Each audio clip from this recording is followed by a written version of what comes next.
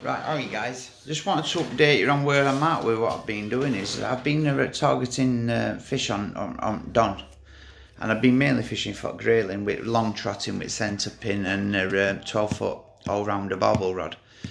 And I really enjoyed it as well. I've bumped into some really nice fish. I've had some nice grayling out on fly rod, and I've also had a few nice trout. But I lost a couple other day that were really nice fish. I lost one what felt like a trout that bit me off, which it were either a trout or I mean, it could be anything down there now, to be perfectly honest with you. I also had a small salmon paw, but the thing was, because I'm fishing from waders, I'm not photographing any of them because I don't want to be messing about with my phone when I'm stood in the middle of water up to my chest. So, and plus, a grayling's a grayling, as you all know, this salmon paw it is. So I'm not doing. Now I've been using them, the Guru and the 20. They really are a nice hook. Been doing really well trotting on them.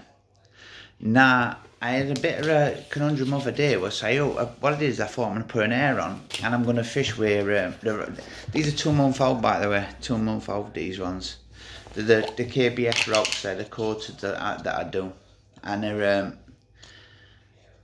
I hooked 2 fish other day, and honest to God, and I'm on about the rod was only in the water for about 20 minutes tops with scalded pellet. Now, they're about a 14mm coated bait, and honestly it absolutely tore off. Now some of them, that's the same size bait, but the coating's got thicker on it, so and you leave a lovely little pile of attraction. I know doesn't seem a lot to you looking at them like that, but they absolutely smell. They're one of my favourite baits. I'm going to do a lot the next year with these.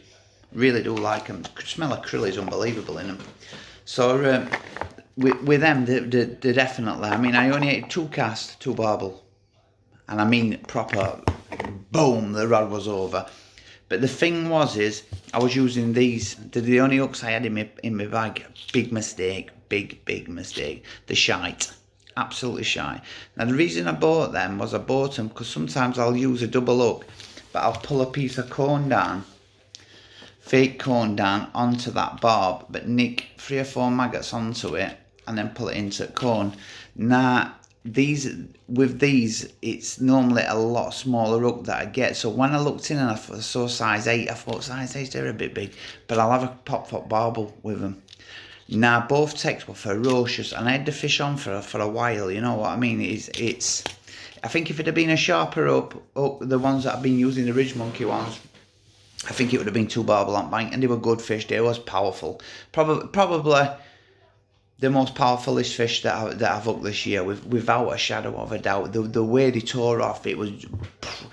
I had to take you see, with long trotting, I just keep stopping the reel to straighten my line, and the take was that ferocious that the line, it had come off and gone behind the thing, so I was messing about with that. I got that off and playing it right, then I had to click it back round to put it into, so it's kind of, but you're kind of tightening the clutch on centre pin, so it's and honestly I ain't joking, that rod was bent right through, matey. Honestly, they were both really powerful fish, but again, 2 lessons learned, and that is I don't usually take a net with me. I use a little we call them tennis rackets. It's just a small, like it just looks like a tennis racket cut down, and it's just a small net, and it's just on a piece of elastic on your bike where you just net grayling or trout. We get up to about £2 in there. But there were no way that these barbel were going in that net, no chance. So all the time while I'm playing it, I'm looking for places to land it, which again may have also been one of the downfalls of it coming off. It is I'm thinking, where am I going to land this fish? Because there's a lot of it also looks like it looks a bit like a kind of mustard I forgot what you call it now, but it's like a kind of mustard looking plant. It's strange. I forgot what you call it now, but it is edible, and when you taste it, it tastes got a similar taste to mustard. The similar taste to mustard, hence the name mustard. But it grows on most rivers, and it is picked a lot by foragers. Now, they were a fair bit of it, but they were a nice bank what went down, and I thought if I could hook that barbel, I could just play it in. And then I slipped a couple of grayling onto that, and then just unhooked them. And then it saves me touching them, having to touch them and get them out of water. I just unhook them with disgorger, turn them round on the grass without even touching them, and then pop the head in, shake them, and off they go. Because grayling do not like going bike as well. It was the other problem is I hooked a couple that were, the one Marie had were about £2. And when you get to that size, they do not like going bike. It's they take the bait that deep that it's, unless you're pretty sharpish when that float goes or that feeder goes, you've got to, on that first knock, boom, straight into it. Because if not, I'm telling you now, if you are targeting grayling, you're going to end up with more dead fish on your hand. So, and if you do, don't just chuck them back in the river. Bring them back and eat them. They're a beautiful fish, and there's no point in if you're not going to do that, at least open them up once you know that they're 100% dead. Open them up and just lay them out on the side of the river, and you gain at least you're giving food to something. But I really don't like when they die on you like that. It puts me off fishing for them, to be perfectly honest with you. You know what I mean? But I'm pretty because I've done a lot of grayling fishing. It's not very often it happens to me that now. I'm just, because I'm fishing a nymph and I'm fly fishing. Once it's done and I'm retrieving on fly rod, the minute I get a bump, I'm straight into it. And I normally get them either in the top sides of the lip, sometimes in the bottoms, but scissors as well. I sometimes get them in scissors as they turn away. I'll get them in scissors, but on fly you always get them where you can.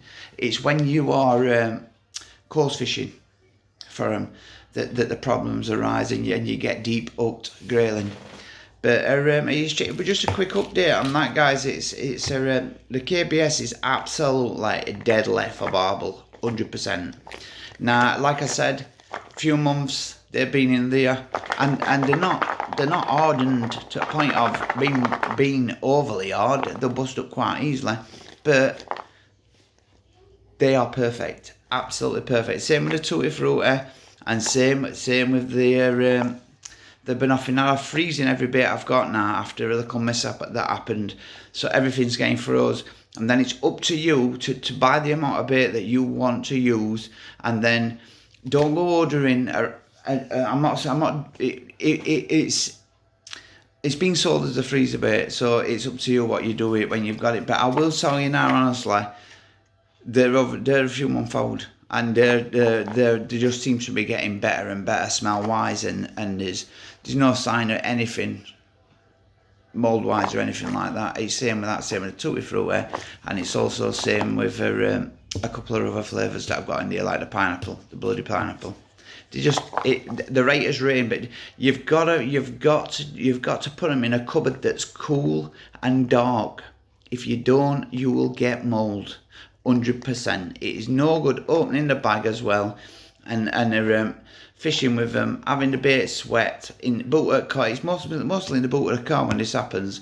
Is to put them in boot at car, put the heaters on because it's obviously cold, and then what happens is, because the bags are air sealed, is you'll get moisture inside bag.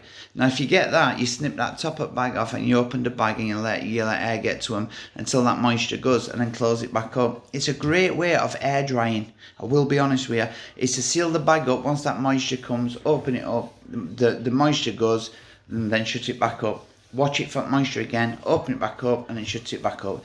It's a great way of actually doing the baits indoors, but drying them off like that with heat. It's actually with heat.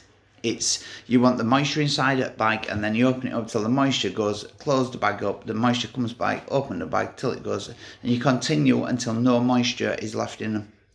Other than that, you'll have problems. But they're all being sold as freezer baits.